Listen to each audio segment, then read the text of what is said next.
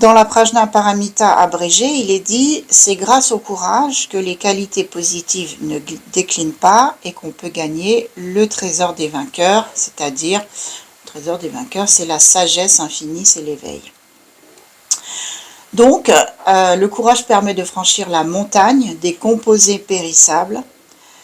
Et l'ornement de sutra aussi dit « Avec le courage, on va au-delà des composés périssables et on atteint la libération. » Avec le courage, on traverse l'océan des choses composées. On sait que tout ce qui nous entoure, nous-mêmes, nous sommes composés. Nous avons notre corps, c'est un assemblage, c'est une composition de plein de choses.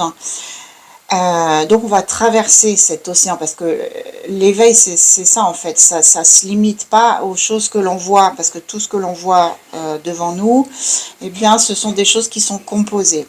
L'éveil c'est au-delà, donc ouvrir cet esprit au-delà des choses composées, notre esprit au-delà des choses composées, et donc obtenir du coup la liberté ultime. Le courage permet aussi de franchir la limite des phénomènes conditionnés, bien sûr, et d'accéder à l'espace sans entrave de la libération. Donc le courage, en fait, permet d'atteindre l'éveil rapidement. Et donc ça, c'est inscrit également dans plusieurs sutras et dans l'ornement des sutras également. Alors ensuite, il reparle du sutra requis par Sagaramati. Donc Sagaramati, c'est un bodhisattva, en fait. Et Sagaramati, c'est du sanskrit, ça veut dire l'esprit vaste comme l'océan. Donc, dans ce sutra, eh bien, il est inscrit que pour ceux qui s'adonnent au courage, l'insurpassable éveil parfait n'est pas difficile à atteindre. Pourquoi? Parce que, au Sagaramati, là où se trouve le courage, il y a l'éveil. Aussi dans le sutra requis par Purna, donc Purna Maitrayaniputra, en fait c'était aussi un bodhisattva bien sûr, mais aussi sa particularité c'est qu'il était un des 10 plus grands disciples du Bouddha. Donc dans ce sutra de Purna, en fait il est inscrit que à qui sans cesse pratique le courage, l'éveil viendra sans difficulté. Voilà les vertus du courage. Ensuite, la définition que donne Gampopa du courage, donc, il dit, en fait, c'est quoi finalement le courage? C'est l'enthousiasme à faire le bien. Et dans le condensé de l'Abhidharma, il est inscrit, qu'est-ce que le courage? C'est le remède à la paresse, un profond enthousiasme pour le bien. Alors ensuite, Gampopa propose de nous dire comment développer le courage. Donc c'est pareil que les autres vertus, on développe le courage au moyen de la sagesse, de la connaissance transcendante et de la dédicace. Développer le courage, surtout dans une perspective spirituelle comme la nôtre, n'a rien à voir avec se forcer ou se durcir. C'est plutôt en fait une maturation intérieure, une clarté qui va dissoudre la peur à la racine. Quand Gampopa dit aussi qu'il faut développer le courage au moyen de la sagesse, ça veut dire qu'on doit développer une lucidité qui va percer toutes les illusions. C'est-à-dire qu'on doit se rappeler que tout ce que l'on voit est déjà éphémère, est impermanent, est voué à mourir et en plus est vacuité. On doit se rappeler de ça.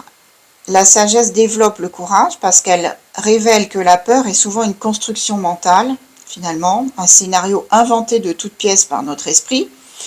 La sagesse, c'est se rappeler que les phénomènes sont impermanents, qu'aucune situation n'est figée, que le moi que l'on cherche à protéger lui-même est insaisissable et inexistant, que tout est vacuité finalement. Quand on voit cela, quand on réalise cela, eh bien, il n'y a plus d'efforts à faire, à fournir. Le courage devient héroïque en fait. Il devient une conséquence naturelle de la vision juste.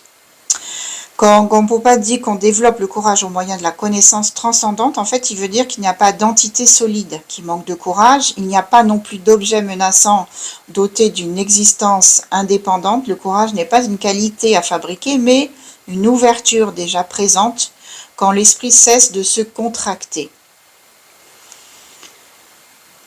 Et quand Gampopa dit qu'on développe le courage au moyen de la connaissance transcendante, eh bien dans cette perspective, le courage est l'expression spontanée de la vacuité, unie à la compassion.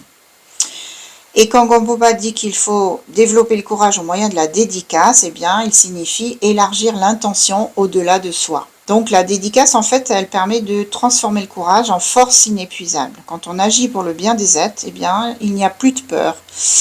Parce que l'enjeu, ça n'est plus moi. L'énergie va devenir beaucoup plus vaste que nos limites habituelles.